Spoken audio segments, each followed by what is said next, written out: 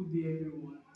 My name is Dr. Kabwe Ogunleme Adezechiku. I'm a medical officer in Pediatrics Department, Yale Mission Hospital, Ogidi.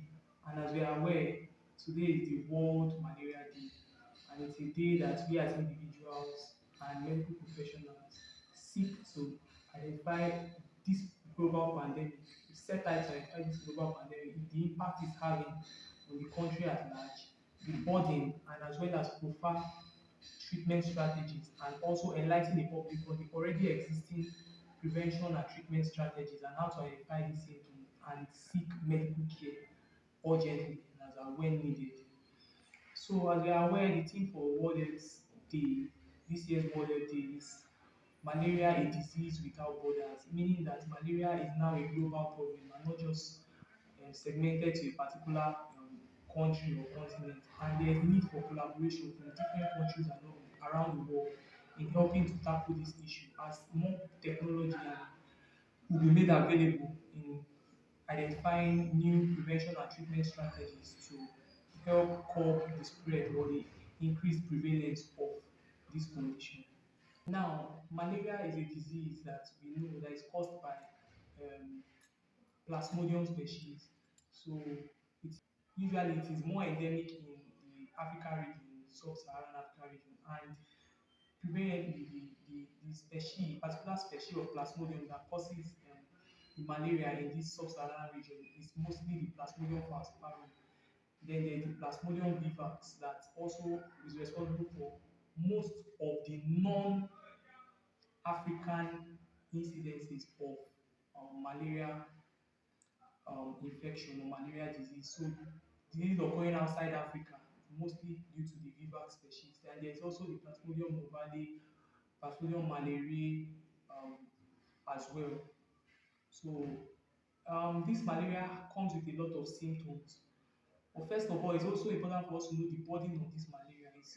As at 2021, about 247 million people worldwide were living with malaria, and there were about over 600,000 deaths of malaria worldwide, resulting from malaria worldwide. And it's important for us to know that out of these incidences, about 96% of 95% of incidences of malaria in this 2021, as at the WHO statistics that was available, is or were or occurred in Africa, while 96% of deaths from malaria were also from Africa. And of these deaths, 80% of them were among children under 5 years old. Now, it's important for us to know that there are clinical signs and symptoms which we can identify with malaria, and there are minor symptoms which include fever with chills. Chills it just means shaking of the body. So they may have body shaking, and the fever is usually worse at night. So fever that is worse at night associated with chills, shaking of the body, and then headache. Then they can also have other severe symptoms like severe weakness or severe fatigue or what they call prostration. They might have seizures, they might have altered consciousness in severe forms, they might have yellowness of the eyes, they can also be low blood sugar, they can be low platelets causing severe bleeding. There can be passage of dark urine or blood in the urine. All of these. There can also be severe chest pain or difficulty breathing. All of these are severe manifestations of this malaria infection and malaria disease. Now, it's important to know that malaria has two cycles, one in the parasite that transmits it, which is the female Anopheles mosquito, and one in humans. So, and it's easily spread from this parasite to humans. It's also important to know that malaria can be diagnosed using the rapid diagnostic test. So when these symptoms are identified, these symptoms of what we've mentioned, as well as proper examination findings, when they've been identified, they'll then be sent for test, which can be the rapid diagnostic test that it can be done and it can give us can rapidly tell us if this person has malaria or not. A thin and thick film is the gold standard. So thin and thick film is used to diagnose malaria, where the parasite body will be seen is up to the expected level. Now, when this malaria is diagnosed, it has to be treated.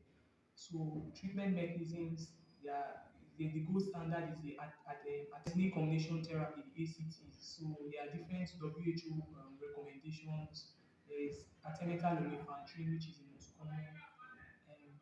Dihydroartemisinin (SP). There's amodiaquine. There is um, artesunate SP, sulfadoxine pyrimethamine. So there are many of these combinations, and depending on the dose and the weight of the child, so it should be given. The dose should be calculated based on the weight of the child or based on the weight of whoever is involved. So for children, they have specific doses based on their weight, and for adults, they also have their specific doses. Then there is also the intramuscular injection, right? The artemether, IM artemether, so that can be given as well to help treat this condition. So and it should also be calculated based on dose. And there is also the IV artesunate that can be given to help treat this condition and is calculated based on the dose. Now, another very important aspect is the prevention of the spread of this malaria, because prevention they say is better than cure. So we should learn to prevent this condition. So preventive mechanisms are they are in different levels. There's a primordial level, primary, secondary, tertiary, and even quaternary level of prevention. So first of all, primordial preventive mechanisms like bush clearing. If there's bush around the house, it should be cleared. We should avoid stagnant waters close to the house, or keeping stagnant water. The drainage should be kept clean and all of this, because these are breeding sites for this Anopheles mosquito. Also, the bushes should be cleared regularly, right? And yeah, and then we have the primary prevention, which involves preventing the bite of this mosquito, and it can be done by using insecticide spray or indoor residual spraying spraying indoors when the malaria is endemic, or when there's high an increased number of these mosquitoes in the house or in the suspected building. So it should be sprayed regularly before sleeping. So as this will help to reduce the vector load, the load of these vectors that spread or transmit this disease. So also this use of insecticide treated nets is very important. These nets they have that insecticides that will kill the malaria when they come and perch on it. Then also use of repellents. For us, we should use repellents to prevent this malaria vectors from coming to bite. Then we should also wear we should cover our body well, like when sleeping as well. Try to cover the body well and prevent the bite or reduce the body surface area exposed to malaria bites. So it's also important. Then it's important as well that when this condition have been symptoms of this condition have been noticed, they should seek proper treatment immediately. So if it's something that at home there are some remedies that can be given at home. If the baby is having high fever, take this sponging and use of antipyretics like paracetamol. All of this can help to bring temperature down. Then the child or whoever is involved should be taken to the hospital, right? And then treatment will be instituted. They will determine if it's a severe form, the type that will, a form that will require an IV injection or an IV injection, or just tablet. If the person is stable enough to take tablets. So all of this is very, very important. So as a take-home message, it's important that we know what malaria is, we know the symptoms and signs, and whenever we develop symptoms of any of these that I've mentioned, whether mild or severe symptoms, we should present to the hospital as quickly as possible. We can give home management or home remedies to help to curb the symptoms while the patient is being transported to the hospital for proper treatment. So there's need for intercontinental collaboration between different countries to help to provide more advanced technology in discovering more effective preventive measures and treating the condition more effectively, hence reducing the incidence and prevalence of this condition worldwide. So from my end, I would say